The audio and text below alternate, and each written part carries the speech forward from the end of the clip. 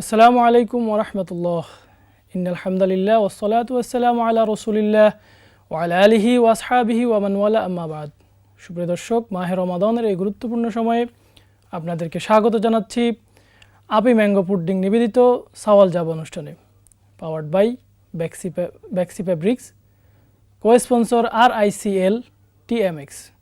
সুপ্রিয় দর্শক, ইসলামের নানা বিষয় নিয়ে বিভিন্ন প্রশ্নের উত্তর দিয়ে থাকি আমাদের এই অনুষ্ঠানে, আর আমরা এক একদিন এক একজন ইসলামিক স্কলারকে আমন্ত্রণ জানিয়ে থাকি। আজকে আমাদের সাথে মেহমান হিসেবে উপস্থিত আছেন দারুস সুন্নাত ফাউন্ডেশনের চেয়ারম্যান মুফতি সাইফুর রহমান সাইদি সাহেব। আসসালামু আলাইকুম ওয়া রাহমাতুল্লাহি ওয়া বারাকাতুহু। ওয়ালাইকুম আসসালাম ওয়া রাহমাতুল্লাহ। শাইখ কেমন আছেন? আলহামদুলিল্লাহ, আপনি কেমন আছেন? জি আলহামদুলিল্লাহ। শাইখ, শুরুতেই আমি আপনার নিকট আসতে চাই, আদর্শ সমাজ গঠনে ইসলাম কি বলে? আদর্শ সমাজ গঠনে আমাদের করণীয় কি, আসলে কিভাবে আমরা আদর্শবান হতে পারি বা আদর্শ সমাজ আমরা গঠন করতে পারি? রসুল আরবি সাল্লাল্লাহু আলাইহি ওয়াসাল্লামকে আল্লাহ রাব্বুল আলামিন পাঠিয়েছেন দুনিয়াতে। তার মধ্যে অন্যতম শ্রেষ্ঠ একটি কারণ হলো আদর্শ সমাজ গঠনের জন্য। রসুল আরবি সাল্লাল্লাহু আলাইহি ওয়াসাল্লামের জন্মের পূর্বে, অর্থাৎ তিনি যখন দুনিয়াতে আগমন করেননি, তখন জাহিলিয়াতের বর্বরতায় গোটা জাতি নিমজ্জিত ছিল।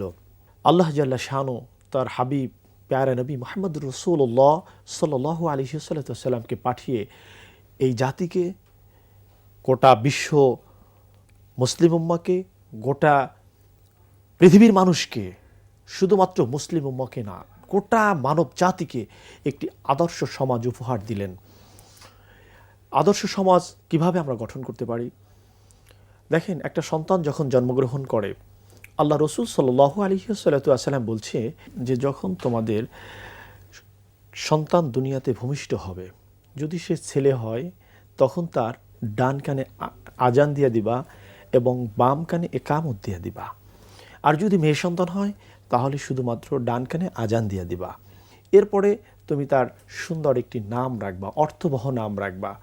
এরপরে তার আকিকা করে দিবা। এরপরে প্রথম কাজ হচ্ছে আল্লাহ এবং তার রসুলের সাথে পরিচয় করিয়ে দিবা। শাইখ, আমরা বিরতির পর আবারও আপনার থেকে শুনবো। জি, সুপ্রিয় দর্শক, সময় হলো একটি বিরতির পর আমরা আবারও ফিরে আসবো। ততক্ষণে আমাদের সাথেই থাকুন।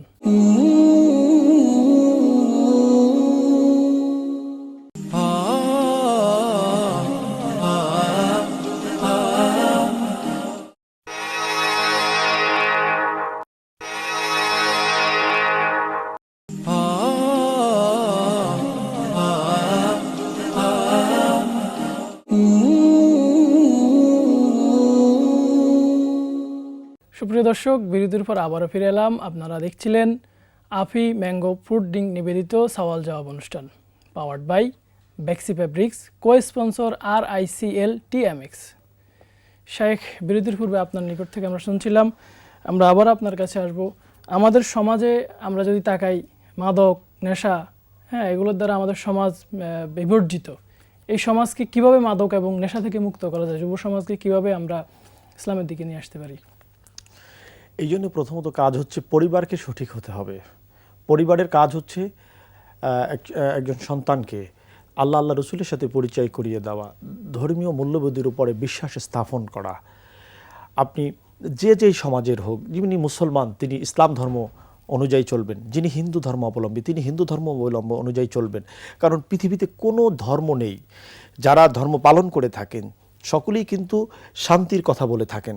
এরপরে হচ্ছে আপনার প্রশাসন, আইন শৃঙ্খলা বাহিনীর কাজ হচ্ছে এগুলো যাতে না হয় সেদিকে লক্ষ্য রাখা এবং ইমানের সাথে এগুলো দৃঢ়তার সাথে তাদের কাজ করা। রাষ্ট্রের এটি হচ্ছে একটি বড় দায়িত্ব। কারণ হচ্ছে আমরা বর্তমান সময় লক্ষ্য করছি যে এই মাদক দ্রব্যের কারণে অনেক প্রাণ ঝরে যাচ্ছে। আমাদের সমাজে যারা দায়িত্ব থাকেন, ম্যাজিস্ট্রেটি পাওয়ারে থাকেন, বিশেষ করে মেম্বার, চেয়ারম্যান বা MP, মন্ত্রী যারা আছেন, তাদেরকে এ ব্যাপারে যথেষ্ট ভূমিকা পালন করতে হবে। তাদের প্রতি আমার জোর অনুরোধ আপনারা এই বিষয়গুলো খেয়াল করুন। কারণ আপনার সন্তান, আমার সন্তান এই সমাজে বড় হচ্ছে। আপনার সন্তান, আমার সন্তান মিলে এই দেশকে একটি স্বর্ণের বাংলাদেশ হিসেবে গড়ে তুলতে পারে। শেখ, আপনার নিকট আরেকটি প্রশ্ন। আমরা আদর্শ সমাজ কিভাবে গঠন করব? যদি আপনি ধর্মীয় মূল্যবোধের উপরে চলে আসেন, ধর্মকে যদি আপনি অনুকরণ করেন, তাহলে আপনি আদর্শ সমাজ গঠনে অন্যতম ভূমিকা পালন করতে পারবেন। কারণ যে ব্যক্তি নামাজ পড়ে তিনি অন্যায় করতে পারেন না। কারণ আল্লাহ রসুল সাল্লাল্লাহু আলাইহি ওয়াসাল্লাম বলেছেন যে আসসালাতু মিফতাহুল জান্নাহ, নামাজ হলো বেহেশতের চাবি। আসসালাতু মেরাজুল মুমিনিন, নামাজ হচ্ছে মুমিনের মেরাজ। অর্থাৎ যিনি নামাজ পড়েন তিনি আল্লাহর সাথে সাক্ষাৎ করেন, আল্লাহর সাথে তার দিদার হয়ে যায়। তো এই মানুষটা অন্যায় করতে পারে না। এই জন্যে আপনাকে নামাজ পড়তে হবে, আপনাকে সত্যবাদী হতে হবে, আপনাকে অবশ্যই সত্যি কথা বলতে হবে। এরপরে শরিয়াত সম্মতভাবে আপনাকে জীবন যাপন করতে হবে। এই জন্যে ভালো পোশাক পরিধান করা, মিথ্যাকে ছেড়ে দেওয়া, 5 ওয়াক্ত নামাজ পড়া, রমজান মাসের রোজা রাখা, ধর্মীয় মূল্যবোধের উপরে বিশ্বাস স্থাপন করা এবং বেশি বেশি করে সমাজে সালামের প্রচলন করা, অন্যায়, অবিচার, জুলুম, নির্যাতন দেখে সেটাকে প্রতিরোধ করা, যে এটা করা যাবে না, তাহলেই এই সমাজ একটি সুন্দর সমাজে পরিণত হবে। শেখ, আপনাকে অসংখ্য ধন্যবাদ। আশা করছি আপনার কথাগুলোর দ্বারা আমাদের সমাজ উপকৃত হবে, আমাদের দর্শকরা উপকৃত হবে। আপনাকে অসংখ্য ধন্যবাদ কষ্ট করে এসে আমাদেরকে সময় দেওয়ার জন্য। আপনাকেও অসংখ্য ধন্যবাদ। সুপ্রিয় দর্শক, দেখতে দেখতে আমরা অনুষ্ঠানের একেবারে শেষ পর্যায়ে চলে এসেছি। আমরা আগামী দিন ভিন্ন কোনো বিষয় নিয়ে আপনাদের সামনে আবারও হাজির হয়ে যাব। আল্লাহ রাব্বুল আলামিন আপনাদেরকে ভালো রাখুন। সুবহানাকাল্লাহুম্মা ওয়া বিহামদিকা আশহাদু আল্লা ইলাহা ইল্লা আনতা আস্তাগফিরুকা ওয়া আতুবু ইলাইক। আসসালামু আলাইকুম ওয়া রাহমাতুল্লাহ।